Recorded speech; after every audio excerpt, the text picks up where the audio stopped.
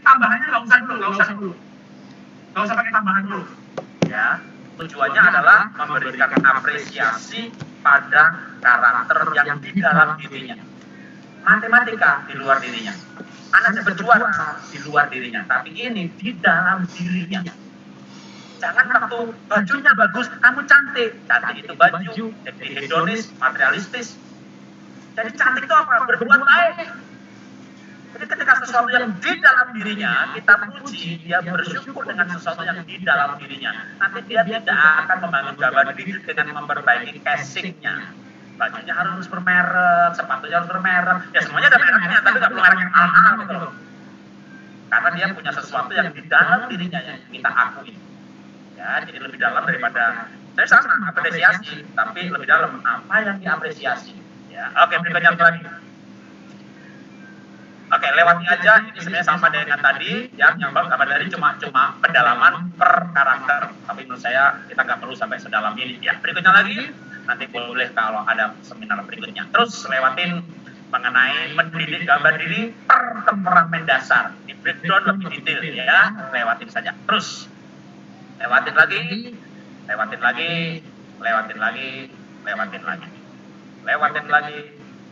Kecerdasan emosi. Yang penting adalah juga dalam cerdas emosi ini selain intrapersonal, sekarang masuk interpersonal, yaitu sosialisasi. Definisinya para guru udah pasti tahu, kita langsung pada tips aja ya. Oke, berikutnya tipsnya apa?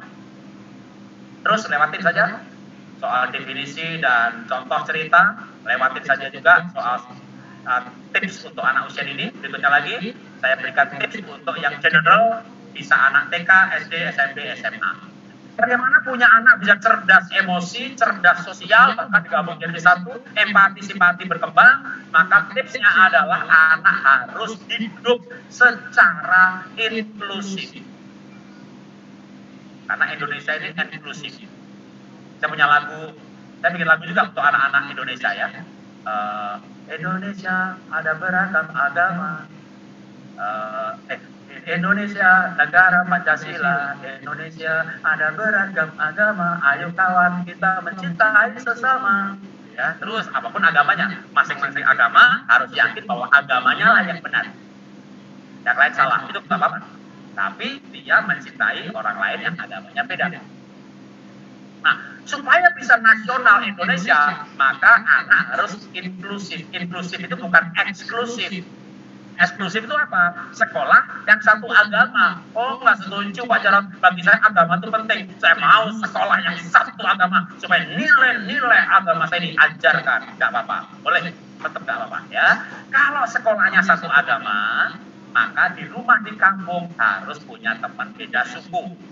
Punya teman Manado, Jawa, Batak, Tionghoa, ya walaupun dia mungkin orang perantauan. Nah, itu berarti beda suku. Ya nggak bisa Pak, di Jakarta kan banyak suku Pak. Ini kami di Cilacap, lalu Ci, ujung gunung, bawah gunung Ci lagi. Ya semuanya Sunda Pak. Oke. Satu agama, satu suku. Kalau begitu anak-anak dilatih berteman yang beda ekonomi. Bergaul dengan anak tukang sayur, bergaul dengan anaknya Pak Lurah, beda sosial. Itu cara membuat anak dari kecil tidak eksklusif. Itu terapi yang paling gampang dan termudah. Ya. Oke, berikutnya lagi. Terakhir adalah kecerdasan spiritual. Apa itu? Bagaimana seseorang bisa mengambil kesimpulan, mengerti kehendak Allah untuk sebuah peristiwa. Berikutnya lagi. Singkatnya aja, apa fondasi dari cerdas spiritual? 1, integritas. 2, berikutnya lagi, karakter. 3, nilai. Saya bahas soal karakter aja ya, langsung pada aplikasi di sekolah. Aplikasinya adalah bikinlah program karakter. Seperti anak saya di sekolah, waduh, Bena maju ke depan, juara sabar, ini juara rajin, ini juara berdoa, ini juara soleh, ini matematikanya jelek, tapi dia orangnya baik, saya suka berbagi, juara berbagi. 5 anak demi 5 anak maju ke depan di hadapan orang tuanya pada hari kenaikan kelas, yang dihargai adalah para juara karakter. 5 orang maju, aduh, ya senang sekali. Bahkan sebelum maju ke depan itu guru sudah mulai perlahan-lahan mengakui karakternya. Sehingga anak saya yang nilainya jelek ketika naik kelas, dia mulai lihat guru ini baik, dia mengerti aku ini siapa. Dia mulai ada relasi dengan guru yang memuji karakternya. Ketika ada relasi, dikasih nasihat, masuk. Karena yang susah dari sebuah pendidikan itu relasi.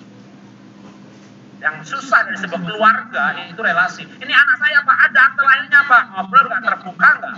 Saya bilang anak saya 2 tahun lalu waktu dia menikah. Namanya Nia. Begitu kamu menikah, kamu ganti password Instagrammu dan Facebookmu dan emailmu, dan passwordnya nggak usah dikasih tahu papa lagi. Jadi sebelum anak saya menikah, saya bisa login Facebook, Instagram, email anak saya. Tapi keluarga yang sangat terbuka. Saya punya Facebook 8, makanya kalau Anda masuk Facebook, cari jarang, Pak ada banyak Pak. Semua yang foto profilnya ngelukis, itu saya. Semuanya yang ngelukis Pak, ya semuanya saya. Satu akun Facebook, satu email kan, satu email nggak bisa 2 Facebook, jadi punya 8 akun Facebook, supaya dari 8 akun ini saya login di satu, lalu buka, ngintip saya ada 2, tapi saya lihat teman yang sama tak delete semuanya, sehingga 8 akun Facebook, 5.000 teman yang berbeda, 40.000 teman digiring ke fanpage, sehingga fanpage-nya 50.000 followernya. Jadi saya punya 8 email, tapi hanya satu yang saya pakai sehari-hari, dan saya pakai berdua, suami istri. Saya pakai HP, ngambil aja HP, tidak ke bawah HP istri, nggak masalah, atau passwordnya. Kita keluarga yang terbuka karena ada relasi. Ya, ini relasi ini penting. Banyak orang tua jangankan login ke Instagram anaknya, malah nge-follow aja kagak bisa. Pak, anak saya nggak punya Instagram, dulu sih punya, bukan nggak punya, ibu di blok. Jangan-jangan ini pernah komen kali ya. Nggak boleh komen ya, nge-follow aja, jangan komen. Begitu komen langsung di blok ibu. Dia merasa dikinil sama mamanya ya kan. Jangan komen lagi. Nah, kalau kita bisa punya relasi dengan anak, nanti baru nilai-nilai masuk. Dan nilai-nilai masuk, relasi masuk, kita mengerti karakternya.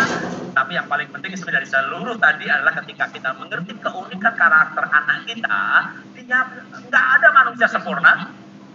Tapi juga nggak ada manusia itu setan, enggak. Setiap manusia pasti ada positifnya, negatifnya. Setiap orang setuju harus berubah, setuju saya. Tapi kita sebagai parenting sebenarnya lebih banyak menemukan keunikan anak, positif anak dan mengakuinya. Itu saja, kalau dia bahagia dengan dirinya, nanti negatifnya pelan-pelan akan sembunyi. Sampai dia dewasa dan dia bisa mengubah sisi negatif dirinya. Tapi paling tidak kita bisa menemukan bahwa dia pada pengenalan diri. Namun itu positifnya ini, itu udah orang tua yang hebat, itu udah guru yang hebat. Seorang anak atau seorang murid tidak pernah akan melupakan gurunya yang membuat dia mengenal siapa dirinya. Terutama anak SMP, anak SMA, masa-masa pencarian jati diri. Aku ini siapa? Aku anak siapa? Aku anak siapa? Jadi dia pengen tahu aku ini siapa. Gurunya mengenalkan, kamu tuh begini, posisimu ini, kamu punya passion ini, kamu bisa hebat. Di dunia ada orang sangat kombinasi kolorik kayak kamu ini, yang pernah hidup adalah ini. Wah, mungkin Pak Mundi punya data-data seperti itu.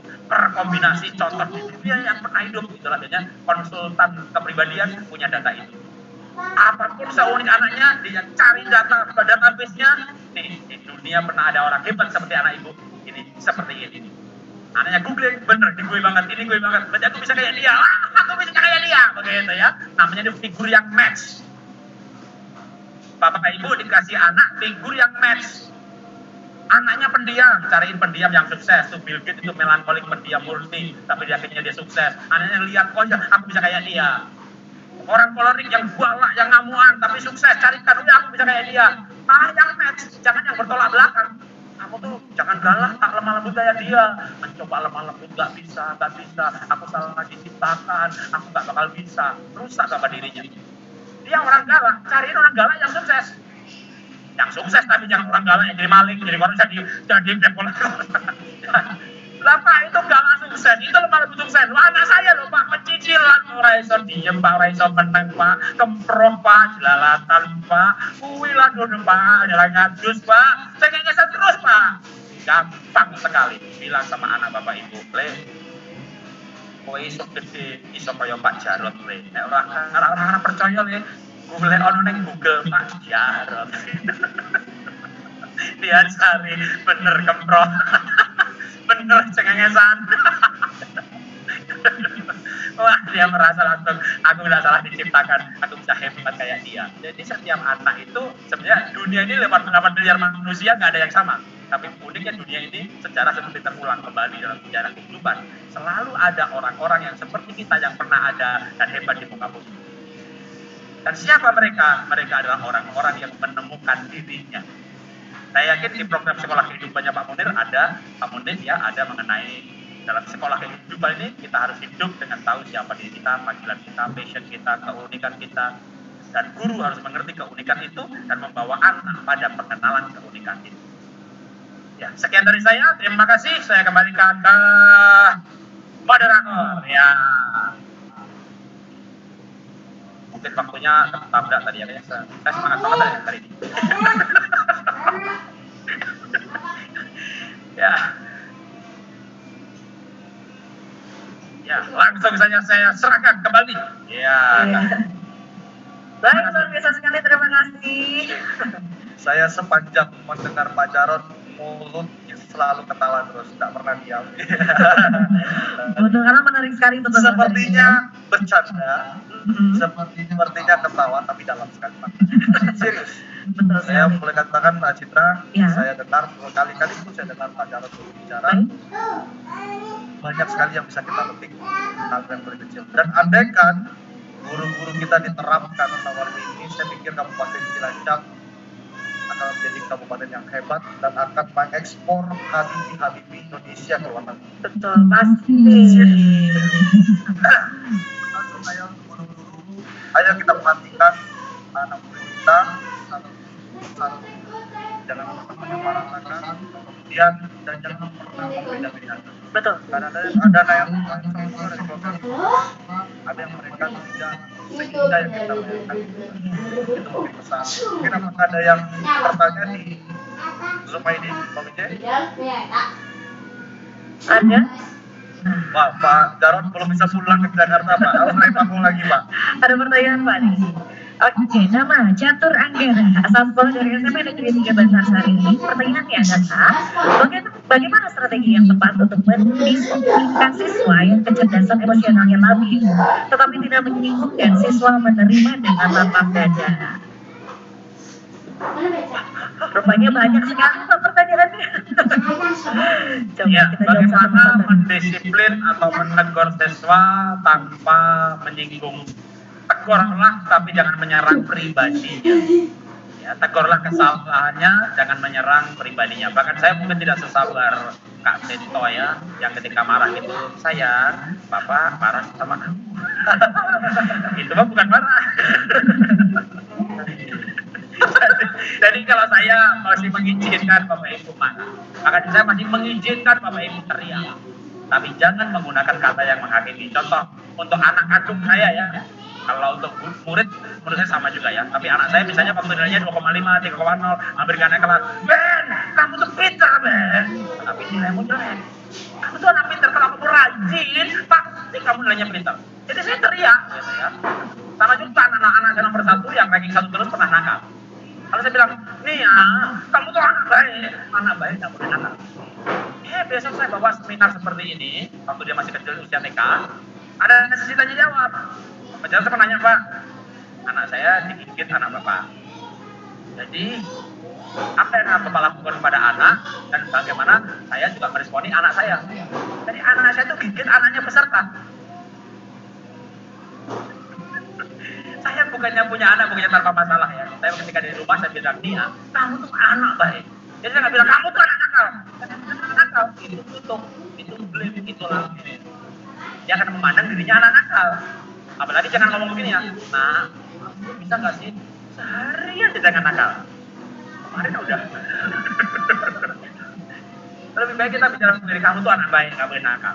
Besok nakal lagi, kamu anak baik, tapi nggak boleh nakal. Saya masih mengizinkan berteriak asal kalimat positif. Saya tidak mengizinkan lemah lembut kalau kalimatnya negatif. Contoh, nah, mama menyesal melahirkan kamu. Kamu anak yang nggak ada gunanya. Lemah lembut tapi yang menyakitkan, melukai hati. Sama juga di sekolah. Jadi begini, ya kalau kamu nggak senang sekolah di sini, ya kamu keluar saja.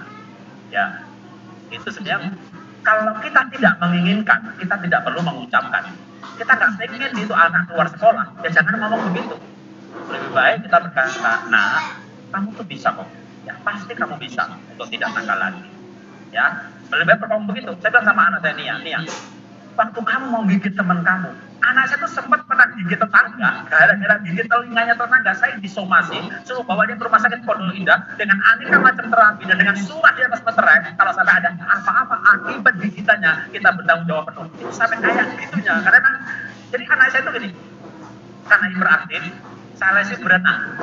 Dan saya mendengar Bapak Ibu, saya akan kasih tahu dengan Bapak Kepala Dinas, kemarin saya ketemu dengan teman-teman yang di Mentawai, apa yang dia investasikan, karena anak-anak yang diberikan cita-cita Pak, itu larinya beda Pak. Itu cara jalannya, cara dia belajar, kalau dari kecil sudah ditanamkan cita-cita Pak, itu powerful Pak. Makanya yang saya lihat, saya sempat baca Pak, beberapa cuplikan dan Mentawai mengalami perubahan-perubahan. Sekarang kan sudah dimekarkan ya Pak ya, kabupatennya. Dulu masih hidup kepada pemadaman, sekarang sudah maju. Dan saya mulai mengenal beliau itu dari sana. Dan saya tertarik beliau, dan saya ingin membagikan sesuatu kepada guru itu tidak hanya sekedar ceramah, tapi sharing. Kalau ceramah Pak Ustadz bisa, tapi kalau sharing kita mengalami dulu, itu lebih powerful. Kita lanjut dengan pertanyaan selanjutnya. Ya, oke, masih ada pertanyaan lagi. Pertanyaan dari Bang Agus Sukowo, asal dari Mar 1 Cilacap. Pertanyaannya adalah, mungkin banyak guru yang berani tapi kesulitan dalam menyalurkan potensi. Adakah link yang mudah diakses untuk guru dalam mengembangkan kemampuan menulis, pertukaran guru dengan guru asing atau setidaknya komunitas guru dari berbagai negara? Wah, dari kayaknya Pak Munir lebih punya koneksi ya. Kalau untuk link guru, saya karena berkecimpungnya secara praktis lebih banyak hanya di TK saja. Kayaknya nanti ini bisa pertanyaan Pak Munir bisa menjawab lebih tepat. Pak Munir ada link Finlandia nanti Pak. Kalau saya bisa berikan nanti link itu, link misalnya kayak mau pas saya ingin tahu anak saya sanguin, pragmatik atau melankolik, nah saya bisa berikan ya. Link assessment gratis untuk tes temperamen dasar, foto karakter, tes personality, Myers-Briggs Type Indicator MBTI. Saya ENFP, istri saya INFJ. Tadi anak saya ngambil keputusan menjadi inventor karena dia tahu siapa dirinya, ya INTJ nomor 2. Ya, itu tes namanya Myers-Briggs Type Indicator MBTI. Itu minta linknya, saya WA Bapak, sebarkan ke para guru. Itu tes gratis. Bahasa cinta juga ada, temperamen dasar, foto karakter, DISC, MBTI. Nah itu kalau itu linknya yang tes-tes kepribadian seperti itu, saya ada. Ya, kalau link untuk guru-guru luar negeri, kayaknya yang biasa sekolah kehidupan lebih tahu. Oke, ada lagi satu lagi, terakhir. Masih ada satu lagi pertanyaannya? Satu lagi, ayo. Wah, banyak. Dari Bapak Wahidatul Nisa Al-Mukarromah, Bapak atau Ibu ya, mungkin dari SMP Negeri 8 Cilacap. Izin bertanya, anak dengan kemampuan komunikasi matematik tinggi tapi memiliki interpersonal intelligence rendah, sehingga mereka lebih senang langsung memberikan jawaban mereka daripada mengajari temannya atau tutor sebaya. Bagaimana agar mereka pede sehingga tidak langsung memberikan jawaban tapi bisa dijadikan tutor sebagai di antara teman-temannya? Kadang mereka merasa malas ngejelasin, mending ngasih jawaban langsung aja. Ya, sebuah kemampuan perlu dilatih dan tidak ada yang instan. Ya. Tapi yang kuat itu motivasi. Misalnya waktu anak saya juara 1 ranking tapi males ngajarin temannya. Kenapa males? Kita perlu gali lebih lanjut. Ternyata banyak orang pinter nggak mau orang lain pinter. Dia ranking 1, ketika orang lain ranking 2, ranking 3 mendekati dirinya, bahkan dia merasa terancam. Jadi anak saya pinter tapi tidak bahagia. Akhirnya saya mulai mengajarkan bagian nomor 8 tadi mengenai cerdas spiritual, ada integritas, ada karakter, ada nilai hidup. Nah, saya mulai ngajari anak saya nilai hidup tentang kecerdasan.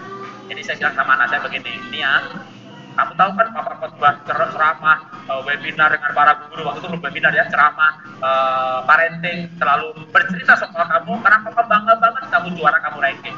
Tapi Papa kan lebih bangga lagi dan kamu juga akan bahagia dengan diri kamu sendiri kalau kamu bisa bikin orang lain pandai. Ini nggak gampang tentunya ya, berkali-kali. Oke, singkat cerita, akhirnya anak saya punya kesenangan baru. Rumah kami jadikan markas belajar. Jadi teman-temannya datang ke rumah kami, anak saya ngajarin. Dia nggak takut lagi orang lain pinter. Dia sudah mendapat nilai hidup dari kepandian. Karena dia punya nilai hidup, yang tadinya males ngajari orang lain, berpikir apa gunanya, enakan dia dong diajari. Itu hambatan-hambatan di mindset yang harus dirubah dengan nilai hidup. Nah, akhirnya dia punya nilai hidup bahwa ilmu itu harus diamalkan. Itu amal kita ke surga nanti dan sebagainya. Kita bisa masuk dekat dengan berbagai nilai, tapi inti nilai itu seperti itu. Nah, singkat cerita, anak saya sekarang waktu SMP SD senang banget ngajari temannya belajar. Tahukah Bapak Ibu bahwa cara belajar paling hebat adalah ngajari orang lain? Bapak Ibu dengan ceramah saya dan Pak Munif, anggap berapa persen? 30 hebat, 40 luar biasa, 50 pandai.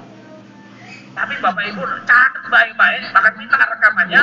Nanti orang tua murid kota ajar, yang belajar ajarkan. Ibu ngomong nih, masuk 90%. Jadi ketika kita mengajar, saya ranking 1,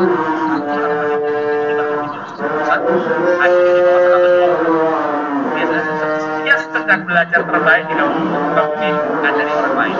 Tapi dulu maka dia pulang sekolah nangis. Dia nangis itu makanya sebab kenapa nih ya? Makin sempat. Kenapa? Kenapa? Nangis. Kenapa? Nilaiku 80. Temenmu berapa? 75. Teman yang lain 70. Si A yang rank 2 75. Paling tinggi 80. Berarti kamu paling tinggi dong. Iya, tapi nggak 100.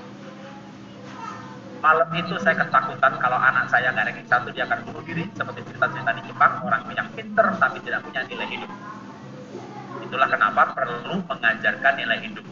Ya, karena nilai hidup akan mempengaruhi perilaku. Perilaku termasuk diantaranya tadi misalnya malas ngajarin. Dia pinter tapi malas ngajarin. Ini kan nggak bisa, dipaksa-paksa nggak bisa. Kita harus muter ke belakang walaupun agak jauh, agak lama. Ngajarin nilai hidup itu nggak gampang.